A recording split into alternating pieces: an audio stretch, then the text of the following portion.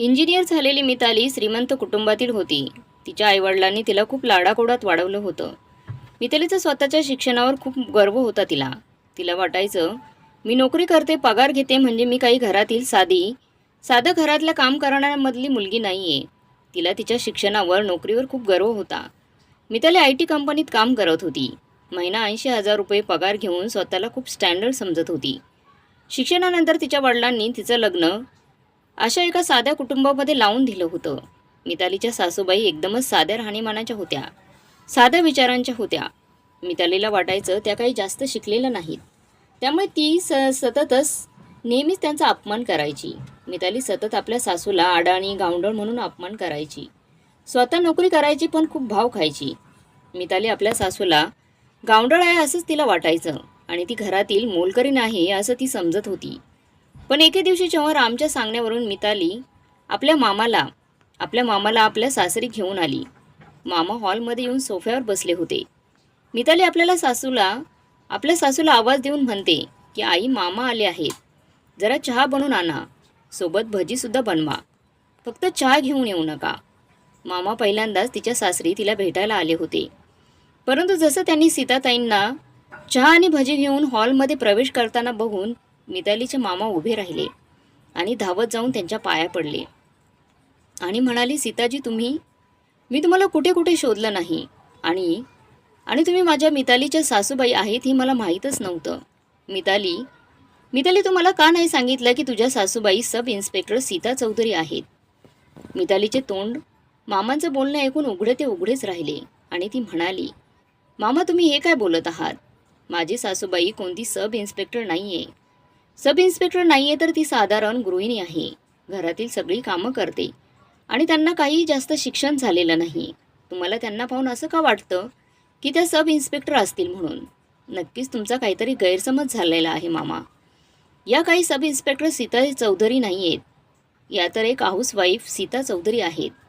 तेव्हा मामा ओरडले, नाही मिताली, त्याच सीताजी आहेत, सब इन्स्पेक्टर सीता चौधरी म्हणून.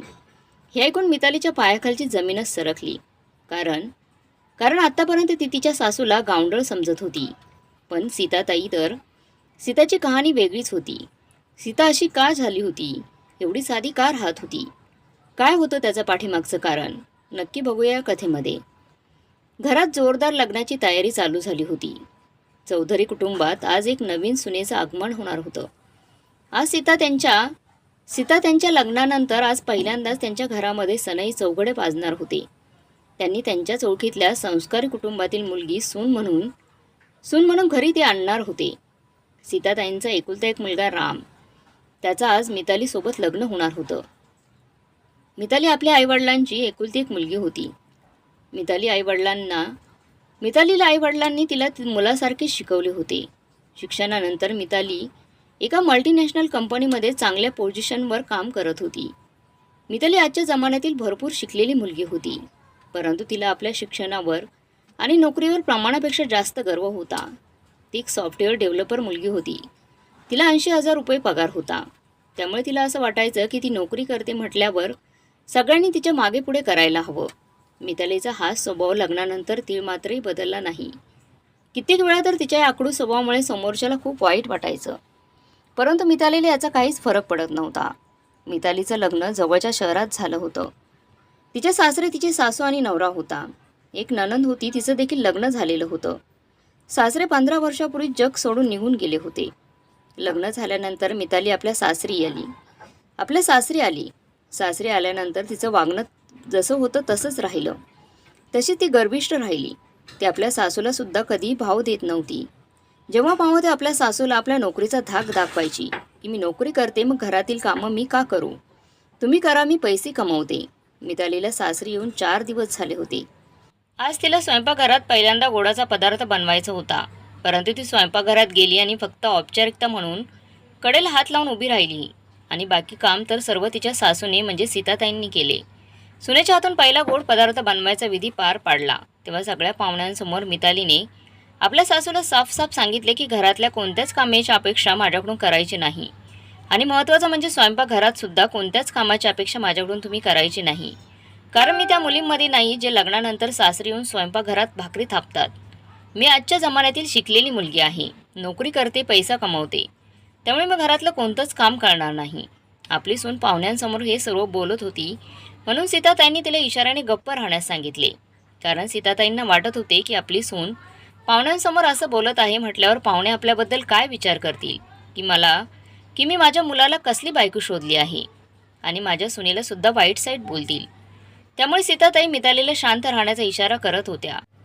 परंतु मिताली आपल्या सासूचा इशारा पाहून अजूनच भडकली आणि म्हणाली, तुम्ही समजू नका की मी तुमच्या इशाऱ्यांवर नाचेन.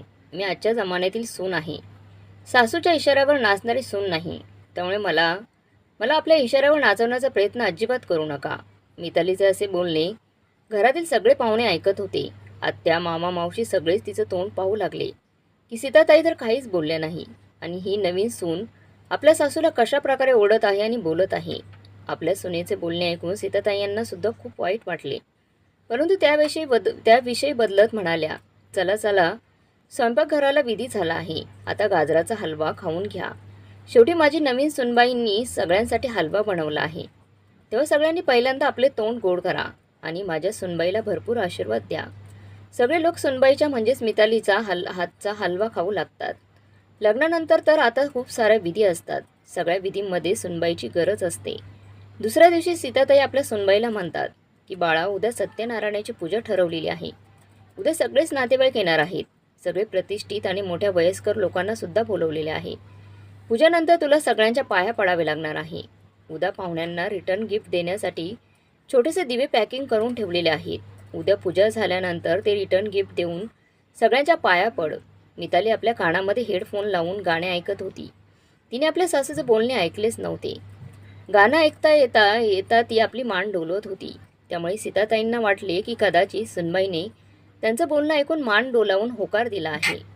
दुसऱ्या दिवशी सत्यनारायणाची पूजा घरात होती. सर्व पाहुणे मंडळी आले होते. पूर्ण मोठा हॉल पाहुण्यांनी भरला होता. आज शेजारचे लोकसुद्धा आले होते. पूजा झाल्यानंतर मितालीचा नवरा राम वरच्या खोलीमध्ये निघून गेला. सगळे पाहुणे मंडळी मितालीला चांगले गिफ्ट देत होते. थोड्या वेळानंतर सीताताईंनी रिटर्न गिफ्ट घेऊन येऊन आपल्या सुनेजवळ आल्या, जे पॅकिंग केलेले होते, आणि म्हणाल्या, बाळा, सगळ्यांना ते एक एक करून रिटर्न गिफ्ट दे आणि त्यांच्या पाया पडून आशीर्वाद घे. पाया पडायचे हे सर्व ऐकून मिताली सगळ्यांसमोर सीताताईंवर ओरडली आणि म्हणाली, तुम्ही मला काय समजता? मी एवढे सगळ्यांच्या पाया पडू, ते सुद्धा वाकून? माझी तर कंबर तुटून जाईल. मी कोणाच्याच पायाला स्पर्श करणार नाही, कोणाच्याही पाया पडणार नाही. मी जुन्या जमान्यातील साधी सरळ किंवा तुमच्यासारखी गाडानी गावंडळ नाही आहे. मी आजच्या जमान्यातील शिकलेली मुलगी आहे. नोकरी करते, चांगला पगार कमवते.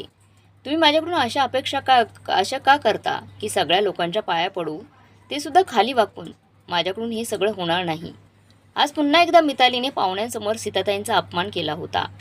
हॉलमध्ये बसलेले सगळे पाहुणे मंडळी आपापसात बोलू लागले की सीताताई असली कसली सुनबाई घेऊन आल्या आहेत. ती तर सासूचं काहीच ऐकत नाही. आत्ताच ही परिस्थिती आहे, तर नंतर काय माहीत काय होईल. ही तर मिताली लग्नाच्या विधींनाच मानत नाही. जेव्हा बघावं तेव्हा सीताताईंना माहीत असते तसं बोलत असते. 4 लोकांमध्ये अपमान करते आणि सारखं आपल्या नोकरीचा धाक दाखवत असते. आता तर तेव्हाचे भले सीताताईंचे असे सुनबाई घरात घेऊन आले आहेत. आपल्या सुनबाईचे आणि हॉलमध्ये बसलेले पाहुणे मंडळींचे बोलणे सीताताई यांच्या कानात एखाद्या धारदार बाणासारखे टोचत होते. सीताताईंना असे वाटत होते की कोणीतरी त्यांच्या कानामध्ये गरम तेल टाकत आहे. तरी एवढं सगळं होऊन सीताताई हिंमत करून आपल्या सुनेला म्हणतात, बाळा, मी कालच याबद्दल तुझ्यासोबत बोलले होते. तेव्हा तर तू बोलली होतीस, जर तुला हा विधी पार पाडायचा नव्हता तर कालच सांगायचं होतं. कमीत कमी सगळ्यांसमोर अशा प्रकारे मला मान खाली घालावी लागली नसती. तेव्हा मिताली ओरडून म्हणते की आपलं फक्त सत्यनारायणाचं पूजेचं ठरलं होतं. तुम्ही मला हे रिटर्न गिफ्ट आणि सगळ्यांच्या पाया पडायला कधी सांगितलं होतं? मला तर आठवतसुद्धा नाही. मी तर काल माझ्या खोलीमध्ये कानात हेडफोन लावून गाणं ऐकत होती. सीताताई समजून जाते की सुनबाईंनी त्यांचं बोलणं ऐकलंच नव्हतं. तेव्हाच वरच्या खोलीत असणारा सीताताईंचा मुलगा राम आपली आई आणि बायको दोघींचं बोलणं ऐकत होता. तेव्हा राम आपल्या पत्नीला मितालीला फोन करतो आणि समजावून सांगतो की लग्नाच्या काही विधी असतात. तू सुद्धा या विधी पूर्ण कर. यानंतर तुला काहीच करावे लागणार नाही. रामने समजून सांगितल्यानंतर मिताली रिटर्न गिफ्ट पाहुण्यांना द्यायला लागली आणि त्यांच्या पाया पडू लागली. परंतु तिच्या चेहऱ्यावर राग स्पष्टपणे दिसत होता.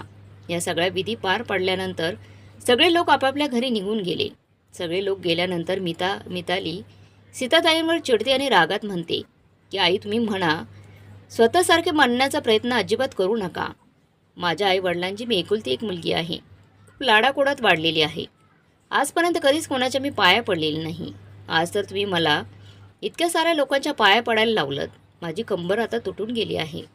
माझ्या कमरेत खूप वेदना होत आहेत. बरं झालं माझे आई बाबा नव्हते. माझं लग्न झाल्यावर दादासोबत अमेरिकेला गेले, नाहीतर आज आपल्या मुलीचे एवढे हाल झालेले पाहून नक्कीच तुम्हाला त्यांनी ऐकवलं असतं. आज तर तुम्ही तुमच्या रूढीच्या परंपरेच्या नावाखाली आपली चाल खेळली, पण यापुढे माझ्यावर कसलाच जबाब टाकण्याचा प्रयत्न करायचा नाही.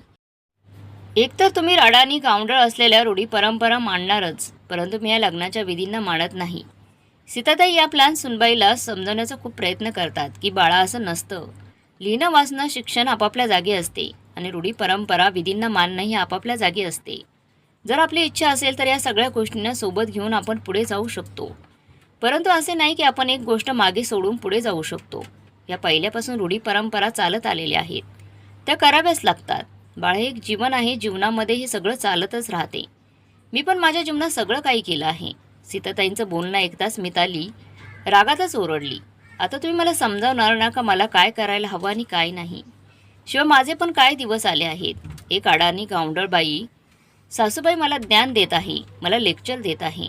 पप्पांनी फक्त मुलगा शिकलेला पाहिला आणि एका महिन्यात माझं लग्न लावून दिलं. मला जर माहीत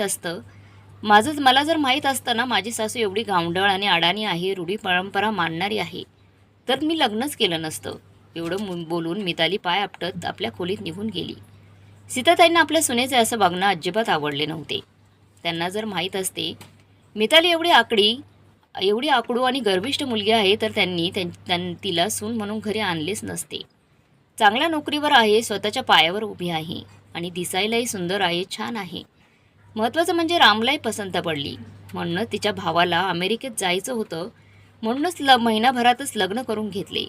घरात सून आल्यानंतर सीताताईंच्या घरातलं काम सुटले नव्हते, कारण सुनबाईने तर नोकरी करते म्हणून नोकरीच्या नावाखाली घरातलं कोणतंच काम करणार नाही असा नकार तिने दिला होता. मिताली म्हणाली होती की तुम्ही घरीच बसलेले असता, तुम्हीच घर सांभाळा, संसार सांभाळा, मी नोकरी करते, मला हे सगळं सांभाळणं होणार नाही. एक दिवस मिताली ऑफिससाठी निघाली होती, परंतु गडबडीत ऑफिसची एक महत्त्वाची फाईल डायनिंग टेबलवर विसरली. सीताताई जेव्हा आपले स्वयंपाकघरातील काम पूर्ण करून बाहेर आल्या, तेव्हा त्यांनी बघितलं की डायनिंग टेबलवर एक फाईल पडलेली आहे. ती फाईल बघून सीताताईंची फाईल ओपन करून पाहू लागतात. तेव्हाच गडबडीत मिताली घरात येते आणि आपल्या फाईलला सासूबाईंच्या हातात पाहून ओरडते आणि म्हणते, तुम्ही माझ्या फाईलला ओपन करून काय करत होता? मला तर वाटते तुम्हाला देखील येत नाही, लिहायला वाचायला येत नाही. तुम्हाला माझ्या फाईलमध्ये काय लिहिलेलं आहे हे तरी समजेल का? तुम्ही जर अडाणी आहात, जर शिकलेले असाल तर मराठीत वाचता येईल, थोडंफार शिकलेलं असाल तर मराठीत वाचता येईल, पण इंग्लिशमध्ये तर तुम्हाला वाचताच येणार नाही. मितालीचे असे बोलणे सीताताईंच्या हृदयावर हजारो वार करत होते. आज त्यांचं मन करत होतं की आपल्या सुनेला सांगावं की त्या अडाणी गावंढळ नाही आहे. त्यांचंसुद्धा शिक्षण झालेलं आहे, त्यासुद्धा नोकरी करत होत्या मोठ्या पोस्टवर. सीताताई ह्या बोलणारच होत्या की मिताली फाईल सासूबाईंच्या हातातून हिसकावून पुन्हा घरातून बाहेर निघून गेली ऑफिसला. आज पुन्हा एकदा सीताताई बोलता बोलता शांत झाल्या होत्या. एक दिवस मितालीच्या मामाचा फोन आला आणि मामा म्हणतात की ते मी मितालीच्या शहरात आलो आहे आणि तुला भेटायचं आहे, कारण ते मामा लग्नाला येऊ शकले नव्हते. मिताली आपल्या मामाला भेटण्यासाठी खूप खुश झाली होती, परंतु मामाला मितालीने सांगितले की घरी येऊ नका, आपण एका रेस्टॉरंटमध्ये भेटूया. घरी आल्यावर मामा आपल्या अडाणी गावंढळ सासूला भेटतील, त्यामुळे मितालीला खूप लाज वाटत होती.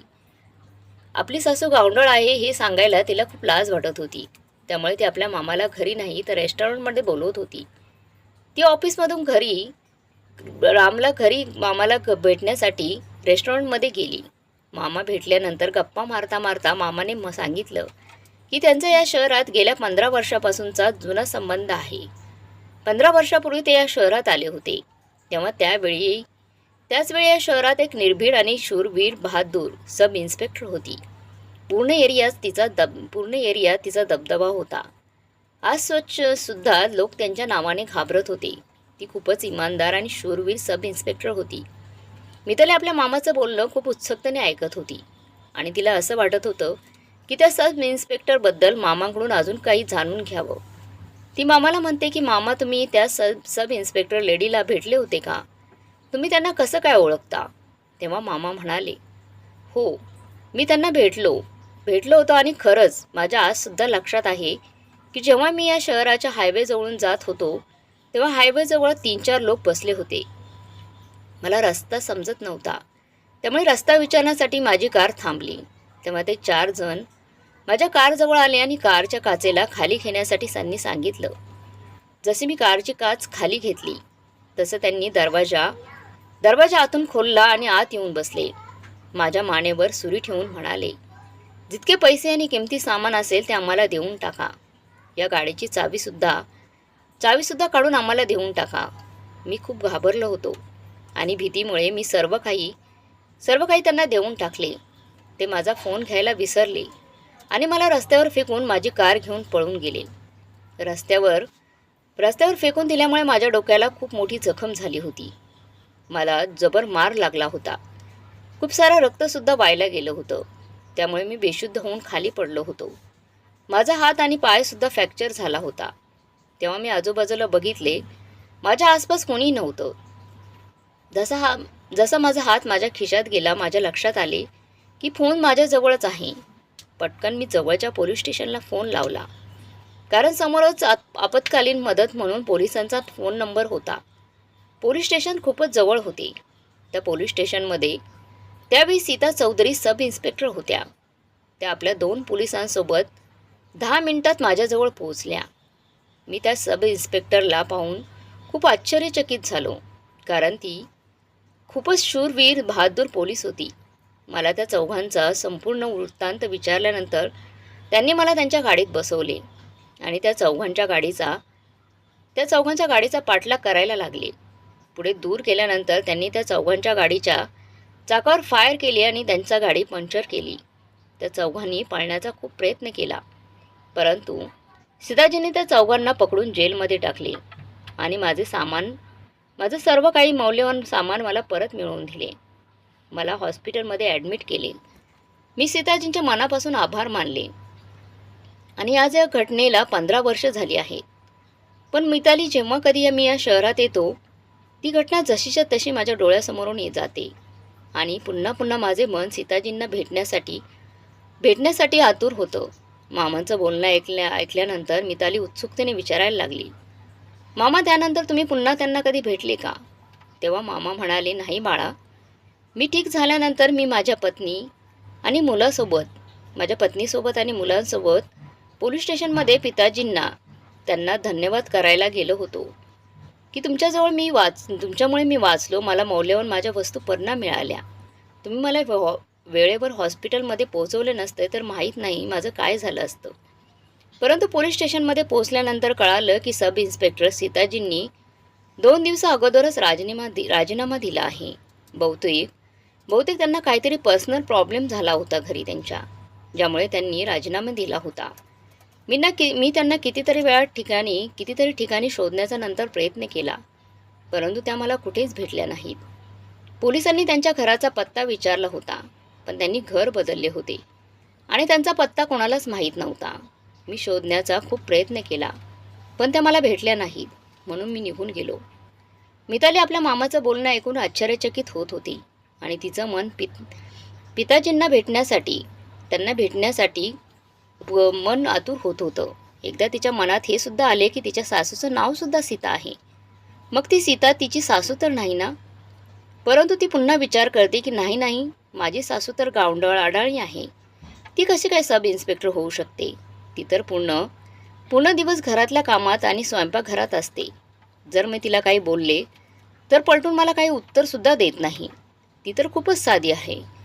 पण मामा तर म्हणत होते की ती इन्स्पेक्टर खूपच निर्भीड आणि शूरवीर बहादूर होती. माझी सासू तर मला बिलकुल शूरवीर किंवा बहादूर वाटत नाही. त्यामुळे माझी सासू ती सीता सीता चौधरी होऊ शकत नाही. हा माझ्या मनाचा एक भ्रम आहे. आणि या जगात एकच सीता नाही आहे, खूप साऱ्या आहेत. थोड्या वेळानंतर तिथे रामसुद्धा आला आणि मामाला म्हणाले की सॉरी, मला यायला खूपच उशीर झाला. ऑफिसमधून महत्त्वाचा फोन आला होता, त्यामुळे यायला मला उशीर झाला. त्यामुळे तुमच्या दोघांच्या गप्पा मी ऐकू शकलो नाही. पण मामा, तुम्ही इथपर्यंत आला आहात तर एकदा घरीसुद्धा चला. घरी येऊन माझ्या आईला पण भेटून जा. तुम्ही इथूनच माघारी जाऊ शकत नाही. तुम्ही आमच्या लग्नाला सुद्धा आले नाहीत, त्यामुळे आता तुम्हाला आमच्या घरी यावंच लागेल. राम मितालीच्या मामांना खूप आग्रह करतो, परंतु इकडे मितालीची अजिबात मन नव्हते की मामांना आपल्या घरी घेऊन यावं आणि आपल्या अडाणी कामगार सासूला भेटवावं. तिला तर फक्त तिच्या जास्त शिकलेल्या माणसांना भेटणं, त्यांच्यासोबत गप्पा मारणं आणि आपल्या स्टेटसच्या लोकांना भेटणं पसंत होते. मिताली आपल्या सासूला साधी गावंढळ आहे असे वाटत होते की ती घरातील मोलकरणीच आहे, असं ती समजत होती. रामच्या सांगण्यावरून मिताली आपल्या मामाला आपल्या सासरी घेऊन आली आणि सासरी घेऊन आल्यानंतर मामा हॉलमध्ये येऊन सोफ्यावर बसले होते. मिताली आपल्या सासूला आवाज देऊन म्हणते की आई, मामा आले आहेत, जरा चहा बनवून आणा आणि सोबत भजीसुद्धा बनवून घेऊन या, फक्त चहा घेऊन येऊ नका. सीताताई चहा आणि भजी घेऊन हॉलमध्ये प्रवेश करतात आणि जसं त्या प्रवेश करतात त्यांना बघून मितालीचे मामा उभे राहिले आणि धावत जाऊन त्यांच्या पाया पडले आणि म्हणाले, सीताजी, मी तुम्हाला कुठे कुठे शोधलं नाही आणि तुम्ही माझ्या मितालीच्या सासूबाई आहेत, मला माहीतच नव्हतं. मिताली, तुम्हाला का नाही सांगितलं? तुझ्या सासूबाई सब इन्स्पेक्टर सीता चौधरी आहेत. मी तुला जे मगाशी स्टोरी सांगितली त्याच सासूबाई आहेत त्या. मितालीचे तोंड मामांचं बोलणं ऐकून उघडे ते उघडेच राहिले आणि ती म्हणाली, मामा, तुम्ही हे काय बोलत आहात? माझी सासूबाई कोणती सब इन्स्पेक्टर नाही आहे. त्या तर साध्याच गृहिणी आहेत, घरातील सगळं कामं करतात आणि तुम्हाला त्यांना पाहून असं का वाटत आहेत की त्या सब इन्स्पेक्टर असतील म्हणून? नक्कीच तुम्हाला काहीतरी गैरसमज झाला आहे मामा. या काही सब इन्स्पेक्टर सीता चौधरी नाही आहेत. या तर एक साध्या हाऊसवाईफ आहेत, सीता चौधरीजी. तेव्हा मामा ओरडले, नाही मिताली, या त्याच सीताजी आहेत, सब इन्स्पेक्टर सीता चौधरी. मला त्यांचा चेहरा खूप चांगल्या प्रकारे लक्षात आहे. सीताताई चहा आणि भजीची प्लेट डायनिंग टेबलवर ठेवतात आणि म्हणतात, हो, miss sub inspector Sita Chaudhary आहे. तुम्ही मला बरोबर ओळखलत. आपल्या सासूच्या तोंडून इन्स्पेक्टर सीता चौधरी ऐकून मितालीची तर शुद्धच हरपली. तिला समजतच नव्हते की हे काय होत आहे.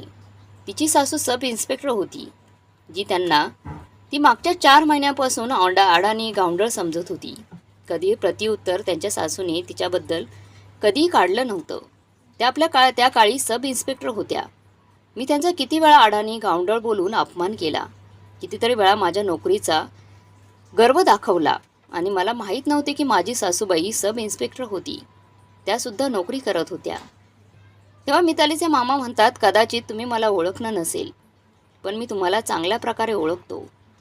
तुम्हाला आठवते का, तुम्ही एकदा रात्री मला चोरांपासून वाचवले होते आणि हॉस्पिटलमध्ये ॲडमिट केले होते.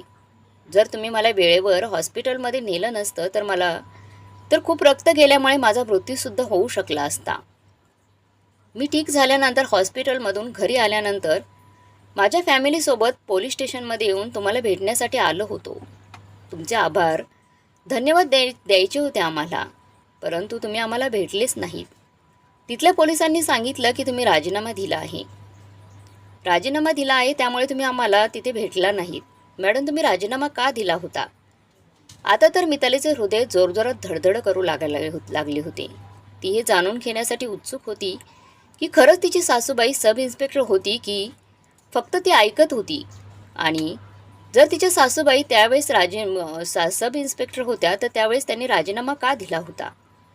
तेव्हा सीताताई सांगू लागतात की तुम्हाला वाचवल्यानंतर 2 दिवसानंतर माझ्या पतीचा ॲक्सिडेंट झाला होता, ज्यामध्ये त्यांचा मृत्यू झाला. घरात माझी 2 छोटी मुलं होती. सोबत माझी वृद्ध सासूबाईसुद्धा होत्या. त्यांची तब्येत खूपच खराब झाली होती. त्यांची काळजी घेण्यासाठी कोणाला तरी एकाला घरी राहणं खूप गरजेचं होतं. जेव्हा माझे पती होते तेव्हा ते घरातल्या जबाबदाऱ्या खूप चांगल्या प्रकारे सांभाळत होते आणि नेहमी माझी साथ देत असायचे. त्यांनी असा कधीच विचार केला नाही की मी नोकरी करते आणि ते घर सांभाळतात. आणि तसं मी घर सांभाळण्यास माझ्या पतीची साथ पूर्ण प्रकारे देत होते. ड्युटीवर जाण्याअगोदर घरातील सगळी कामे करून मी जात होते. सासूबाईंच्या गोळ्या औषधं काढून टेबलवर ठेवून जायची. मुलांचा टिफिन तयार करून जात होते. आणि संध्याकाळी जेव्हा ड्युटीवरून घरी यायची तेव्हा फ्रेश होऊन सगळ्यांसाठी चहा, नाश्ता आणि जेवण बनवत होती. कधीच कोणत्या कामासाठी मी माझ्या पतीला किंवा सासूला तक्रार केली नाही. मी माझ्या घरातील मुलांना आणि माझ्या नोकरीला खूप चांगल्या प्रकारे सांभाळलं होतं. परंतु माझ्या पतीच्या मृत्यूनंतर मला एकटीला हे सर्व काही सांभाळणं जमत नव्हतं. मी माझ्या मुलांसाठी मग नोकरी सोडली. पेन्शनचे पैसे येत होते. त्यानेच माझ्या मुलांची शिक्षणं झाली आणि घर खर्च चालू होता. मुलांच्या शिक्षणासाठी मी माझं मोठं घर विकलं आणि मुलांना आणि सासूबाईंना घेऊन भाड्याने राहू लागली. नोकरी सोडणं माझी मजबुरी होती. त्यामुळे मी नोकरी सोडली. आता नशिबाने मुलं चांगल्या नोकरीला लागली आहेत आणि घरसुद्धा स्वतःचं आहे. त्यामुळे मी आता निश्चिंत झाली आहे. सीताताईंचं बोलणं ऐकून मिताली त्यांच्या जवळ गेली आणि म्हणू लागली, आई, तुम्ही मला कधीच का नाही सांगितलं की तुम्ही तुमच्या काळामध्ये सब इन्स्पेक्टर होतात म्हणून. उलट मी तर तुम्हाला किती वेळा अडाणी गावंढळ बोलून तुमचा अपमान केला. तेव्हा सीताताई म्हणाल्या, मिताली, मी तुला कितीतरी वेळा सांगण्याचा प्रयत्न केला होता, पण कदाचित तुलाही ऐकायचं नव्हतं. माझं बोलणं अर्धवट ऐकून मला अडाणी गावंढळ बोलून निघून जात होती. कधीच माझं पूर्ण बोलणं कधीच तू ऐकून घेतलं नाहीस. माझ्याशी कधी मन मोकळेपणाने गप्पा मारल्या नाहीत. मग मी तुला कशी सांगणार होते. मितालीला आठवले की राम तिला आईबद्दल काही सांगायला लागला तर मिताली त्याला गप्प करायची. त्यामुळे रामने सुद्धा तिला आईबद्दल कधी काही सांगितलं नव्हतं.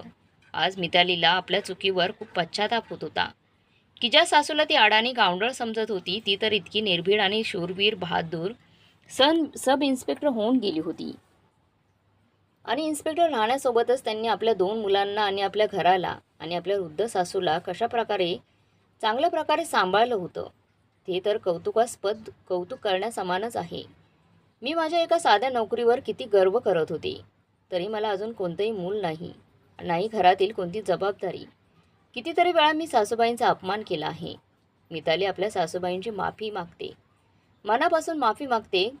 खरंच आई, मला माफ करा. मी तुम्हाला समजण्यात खूप मोठी चूक केली आहे. मला वाटत होते की जगात मी एकटीच खूप चांगल्या प्रकारे नोकरी करत आहे आणि मी माझ्या नोकरीसमोर कोणालाच कधीच काहीच समजलं नाही. पण तुम्ही तर माझ्यापेक्षा कितीतरी पटीने पुढे आहात. तुम्ही तुमची नोकरी करून आपल्या मुलांना आणि परिवाराला कसं काय मॅनेज केलं, मी तर याबद्दल विचारसुद्धा करू शकत नाही. तुम्ही खरंच खूप महान आहात. तेव्हा मामा म्हणतात की हो बाळा, सीताजींनी सगळ्या गोष्टी सांभाळून सगळं चांगल्या प्रकारे मॅनेज केलं होतं. नोकरी सोडल्यानंतर सुद्धा त्यांनी आपल्या मुलांवर कसे चांगले संस्कार केले आहेत हे तर आपल्या सगळ्यांना चांगल्या प्रकारे माहीत आहे. आज तर मितालीच्या डोळ्यात पश्चातापाचे अश्रू होते. तिने आता विचार केला की आज नंतर ती कधीच आपल्या नोकरीवर गर्व करणार नाही आणि आपल्या सासूबाईंना घरातल्या कामांना सुद्धा मदत करेल. कारण नोकरी करणं म्हणजे हा अर्थ होत नाही की तुम्ही घरातली कामाची जबाबदारी वाऱ्यावर सोडून द्याल. मितालीच्या डोळ्यात अश्रू पाहून सीताताई तिचे अश्रू पुसत म्हणाल्या, मिताली, तुला खरंच आपल्या वागण्यावर जर पश्चाताप होत असेल तर एक गोष्ट नेहमी लक्षात ठेव की कधीच कोणाला आपल्यापेक्षा कमी समजायचं नाही. मग ती नोकरी करत असेल किंवा नसेल, परंतु तो कधीच कोणापेक्षा कमी नसतं. प्रत्येकजण आपले आयुष्य जगत असताना प्रत्येकाच्या आयुष्यात संघर्ष असतात. नोकरी करत नसेल याचा अर्थ हा नाही अरे की त्याला काहीच येत नाही. तू नोकरी करते त्याला तर सगळे काही येतं का. सीताताईंचे बोलणे ऐकून मिताली पुन्हा एकदा आपल्या सासूबाईंची मनापासून माफी मागते आणि या सासूबाईंना वचन देते की यापुढे ती कोणालाच आपल्यापेक्षा कमी समजणार नाही. मित्रमैत्रिणींनो, प्रत्येकजण प्रत्येकाच्या जीवनामध्ये योग्य ठिकाणावर असतो, परंतु कोणालाही कमी समजण्याची चूक कधीच करू नका. जशी मितालीने सीताजींना कमी समजण्याची चूक केली होती. तर मग मित्रमैत्रिणींनो, तुम्हाला ही आजची कथा कशी वाटली कमेंट करून नक्की कळवा आणि आवडली असेल तर आपल्या चॅनलला लाईक, शेअर, सबस्क्राईब नक्की करा. धन्यवाद.